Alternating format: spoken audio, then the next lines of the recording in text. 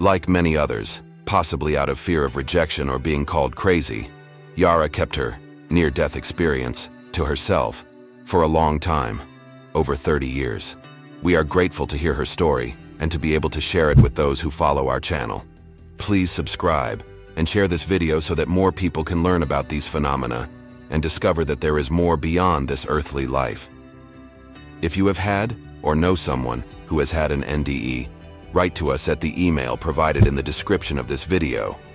Now, let's hear the account.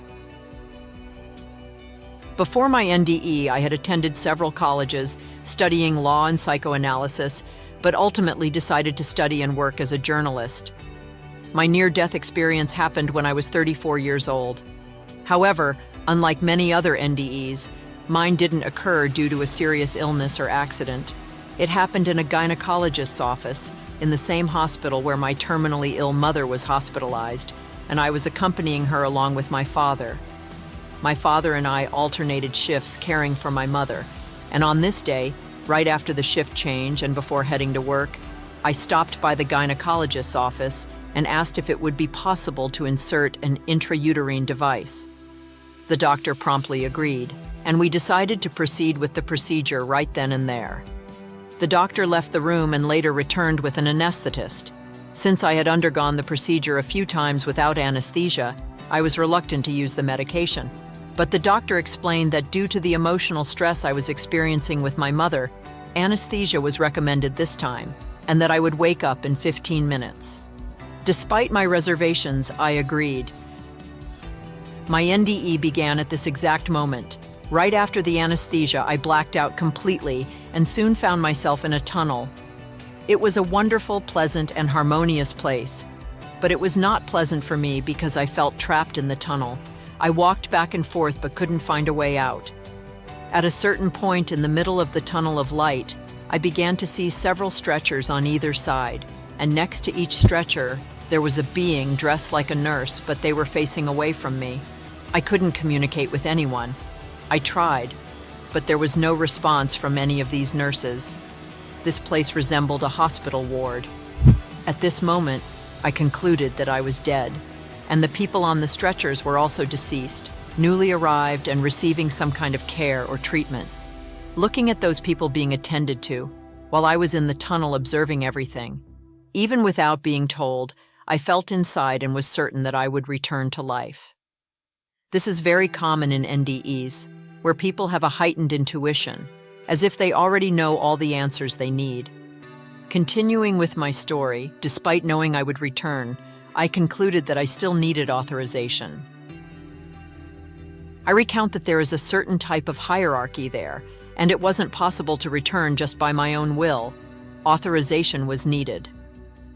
Interestingly, I also concluded that when a person in our physical world is undergoing a medical emergency, like a cardiac arrest, it's not just the earthly medical team that can bring the person back to life. It's the authorization from these beings in the astral plane that allows the person to return or not. When someone is resuscitated here, it's because this return to life has already been authorized. Another interesting and very common fact among people who have had NDEs is that I describe that place as very vivid. It felt more real than our life, and what I experienced is still very vivid to me, even after more than 30 years. I make it very clear that it wasn't like a dream. In dreams, everything is very confusing and disordered, but not there. Even after many years, I remember the details of what I went through. I continued walking through the tunnel, still desperate, looking for help to leave that place. Despite being a wonderful place, I couldn't get out or communicate. Eventually, after walking for some time, the tunnel began to narrow, and I saw something that looked like an exit. So I headed towards it. At the end of the tunnel, instead of an exit, I saw another tunnel very similar to the first one, but much larger, with sparkling white lights. It was something wonderful and vivid. However, I felt that it was a boundary for me and that I couldn't go into that second tunnel. I exclaimed, "No, I can't enter here."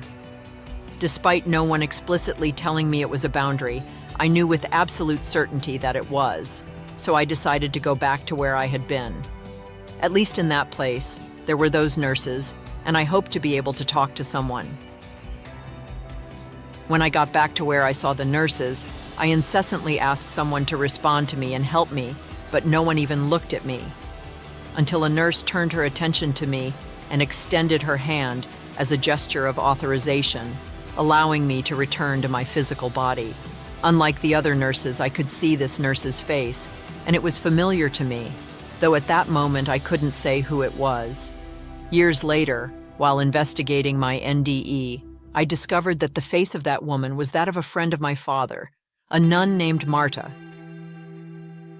I left that place and soon found myself in the room where my mother would later pass away. I was there because during the procedure, the medical team placed me in the same bed as my mother. The moment I re-entered my body wasn't painful, but it wasn't pleasant either. It felt very heavy and dense, as if 2 tons were entering my body. After fully settling into my physical body, 5 minutes later I opened my eyes and saw my father sitting next to me.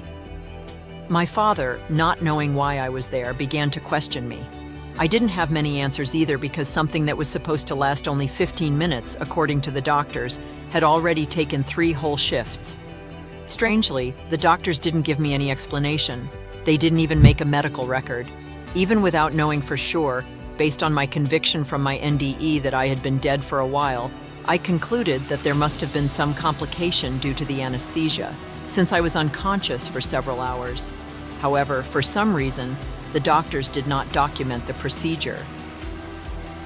Another notable fact from that tunnel experience is that I was wearing clothes I had never owned in my life.